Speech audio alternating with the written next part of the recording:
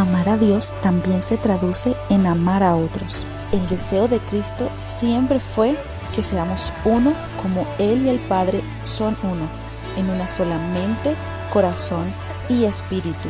El diseño de iglesia implica comunión, y este es un diseño que incluye a todos los creyentes. Somos diseñados para vivir en comunidad, y nuestro crecimiento se ve influenciado por las personas que nos rodean. Conéctate con aquellos que te ayudarán a conocer a Cristo. Dios nos ha dado algo que ejecutar para colaborar con su plan. El tiempo que nos lleve a desarrollarlo dependerá de nuestro compromiso y amor al Señor. Oh Cristo, el objetivo no es tener un título, sino crecer en amor y devoción por ti, amado. En medio de un mundo donde todo parece una verdad, necesitamos desarrollar el entendimiento que nos llevará a las profundidades de Dios.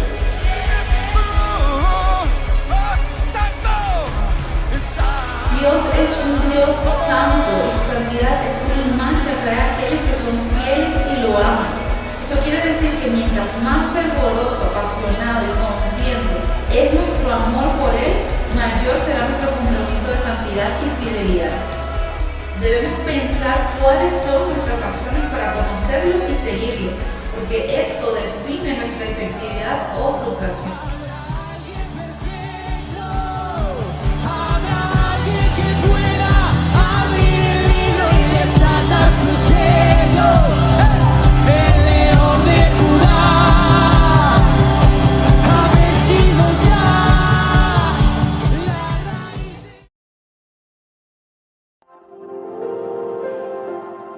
Hola, bienvenido a esta nueva clase abierta y que por primera vez estamos compartiendo esta clase de manera completamente online. Antes de comenzar esta clase queremos compartirte un pequeño video para que puedas conocernos como escuela, saber cuáles son nuestros principios, nuestros fundamentos, cuál es nuestro ADN, qué es lo que arde dentro de nuestros corazones. Hola, soy Abraham Rincón, cofundador de la Escuela Siguiendo Cordel. Como escuela nos basamos en Apocalipsis 14, versículos del 1 al 4, donde podemos ver a estos 144,000 siendo guiados, apartados para la obra del Señor, y que ellos específicamente podían escuchar y repetir una melodía dada del cielo porque tenía esa conexión con el Padre. Y eso es lo que como escuela buscamos, generar espacios de entendimiento, de profundidad en la palabra de Dios, de crecimiento espiritual, de crecimiento en nuestros dones y talentos para ser estos reyes y sacerdotes que menciona la palabra, que ministran la presencia de Dios, que ministran en la iglesia desde un corazón sano y guiados por el Espíritu Santo. Hemos generado materias como devoción, donde vamos a profundizar sobre cómo estamos llevando una vida de entrega y rendición para que Cristo crezca en nosotros. Tenemos otras materias como son fundamentos bíblicos, contamos también con cultura de intimidad, y en el área musical tenemos materias como lenguaje musical, instrumento e incluso la materia de devoción, que es una materia transversal para que tanto los que van por la carrera ministerial, pero también los que van por la carrera musical, toda la iglesia en sí, estemos entregados, estemos comprometidos, no solamente en crecer con nuestros talentos y dones, sino también crecer en amor y devoción por nuestro amado, y en eso nos estamos preparando. Una iglesia entendida en los últimos tiempos y que está posicionada de manera correcta, clamando como clama el Espíritu: ven, Señor Jesús. Ok, entonces vamos a comenzar esta clase y quiero compartirte un poquito de historia de los avivamientos de la iglesia para que podamos entrar en contexto de lo que vamos a estar hablando el día de hoy. Vamos a hablar sobre la adoración y la intercesión como la identidad de la iglesia de Cristo y como el propósito fundamental para el regreso del Señor. Comenzamos hablando del avivamiento moravo que sucedió en 1727. Esto ocurrió con distintos refugiados de varias denominaciones que llegaron hasta Alemania. Específicamente, este avivamiento tuvo lugar el 13 de agosto de 1727 y se originó en medio de una reunión eclesiástica a través de la Santa Cena. Como producto de este avivamiento se desató un tiempo de oración constante las 24 horas del día por más de 100 años. Los creyentes se comprometieron a ocuparse de una hora de oración y de esa manera completar el día entero. Más adelante, en 1730, ocurre lo que conocemos como el primer gran despertar. Y esto surge porque el hombre de la época solo se enfocaba en las riquezas y en la razón. Entonces, este primer gran despertar trajo consigo un avivamiento en cuanto a la relación y la intimidad con Dios. Surgió a través de aquellos predicadores que salieron de las cuatro paredes de sus iglesias.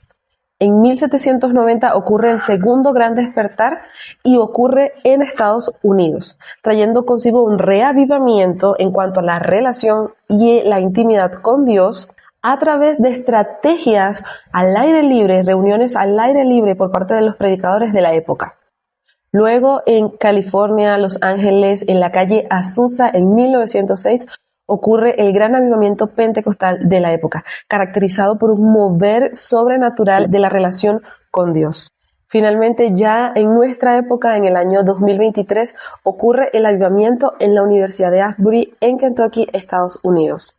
Este avivamiento se caracterizó por un avivamiento completamente carente de líderes o a un pastor o un predicador que dirigiera este movimiento. Fue un tiempo donde las personas se concentraron en adorar, confesar sus pecados, arrepentirse y mantenerse con la adoración las 24 horas del día. Este movimiento unió generaciones y denominaciones.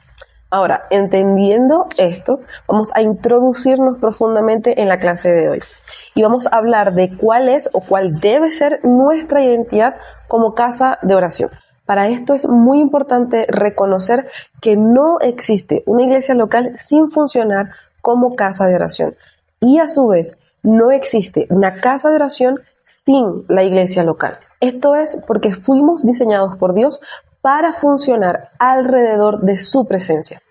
Quizás a muchos se nos ha hablado y se nos ha enseñado de un Jesús de amor y pasivo, pero eso no lo es todo. Jesús también es un juez justo que se enciende cuando se tratan de los asuntos de su Padre.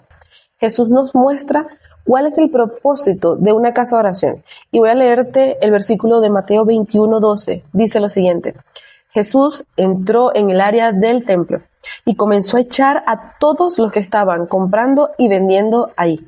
Derribó las mesas de los que cambiaban dinero y los asientos de los que vendían palomas. Jesús nos enseña un principio importantísimo a través de esto, porque nos está diciendo: han convertido la casa de mi Padre en cueva de ladrones. ¿Qué nos quiere decir esto? Que no podemos crear absolutamente nada sin antes consultar los deseos y los anhelos del corazón de nuestro Padre. Cuando hacemos esto al revés, entonces corremos el riesgo de convertirnos en esa cueva de ladrones. Por más linda que parezca la idea, y probablemente todos hemos tenido buenas intenciones, no estamos hablando de una estructura simplemente, estamos hablando de ser una casa de oración. Entonces, ¿cómo podemos saber si estamos edificando una casa de oración? De manera concreta, significa que no estamos modificando el plan de Dios para que éste se adapte a nuestros deseos y propósitos personales. Y esto es lo que distingue a la generación que va a participar, a preparar y a colaborar con el regreso de Cristo. Una generación sin rostro, una generación que está dispuesta a morir, a menguar, para que solo la imagen de Cristo reciba gloria y reciba todo el honor. Necesitamos entender cuál es la identidad de una casa de oración. Para eso quiero compartirte lo siguiente. Una casa de oración se constituye con la oración por la justicia. Y voy a leerte algunos versículos en la versión NTV que dicen lo siguiente. Lucas 18:7 específicamente dice: ¿acaso no creen que Dios hará justicia a su pueblo escogido que clama a Él día y noche? Otro punto que caracteriza a una casa de oración es la oración constante. También Isaías 62:6 nos dice: Oh Jerusalén, yo he puesto centinelas en tus murallas. Ellos orarán continuamente, de día y de noche. No descansen ustedes que dirigen sus oraciones hacia el Señor. La tercera columna que sostiene una casa de oración es la meditación en la palabra. Específicamente el Salmo 1:2 nos dice, sino que se deleitan en la ley del Señor, meditando en ella de día y de noche. Por último, la cuarta columna que sostiene una casa de oración es, por supuesto, la adoración. Apocalipsis 4:8 nos dice, cada uno de los seres vivientes tenía 6 alas y las alas estaban totalmente cubiertas de ojos por dentro y por fuera. Día tras día y noche tras noche repiten continuamente, Santo, Santo, Santo es el Señor Dios Todopoderoso, el que siempre fue, el que es y el que aún está por venir. Necesitamos comprender la gloria que hay de parte del Señor en el ministerio de la intercesión. Es sumamente importante que podamos funcionar dentro del ministerio de la intercesión y también con el clamor Maranatá. Debemos ser casas de oración que viven bajo la voluntad del reino de Dios y que exponen y manifiestan este gobierno en cada rincón de la tierra, en cada tribu, en cada pueblo y en cada nación. Una iglesia local que es guiada por Dios y vive en esta identidad produce hijos con entendimiento de que primero ministramos el corazón de Dios. Los cantores y los músicos deben ejercer dentro del ministerio de la intercesión, porque así tendrán las herramientas para exponer el gobierno de Dios en cada rincón y estado de la nación. Romanos 8:19 nos habla de que la creación espera con ansiedad el momento en el cual se manifiesten los hijos de Dios. Y este debe ser el enfoque de la adoración y la intercesión de la iglesia en función de los últimos tiempos. Apocalipsis 5:8 en la versión PDT dice, en ese momento las 4 criaturas y los 24 ancianos se arrodillaron ante el Cordero. Cada uno tenía un arpa y vasijas doradas llenas de incienso, que son las oraciones del pueblo santo de Dios.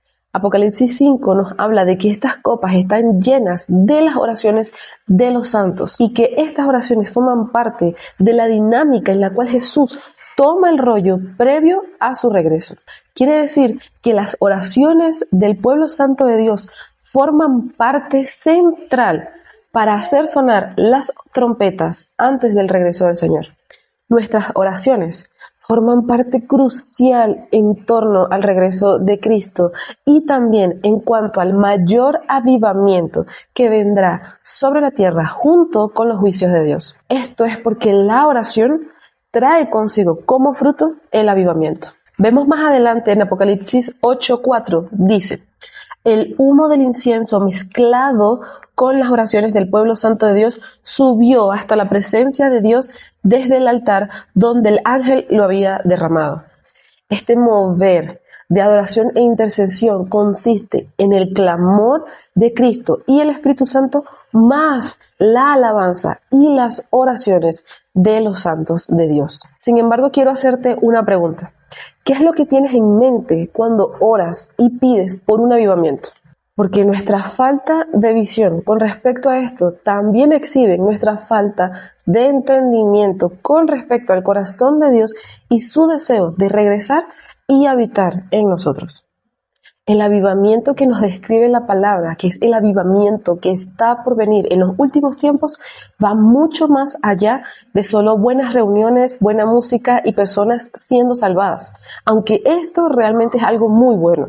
Se trata de la gloria de Dios misma manifestándose en todos los sentidos y en todas las esferas de este mundo a través de sus hijos, trayendo su realidad a cada pueblo y a cada nación de este mundo. Fíjate que en todo este tiempo no hemos hablado específicamente de hacer música.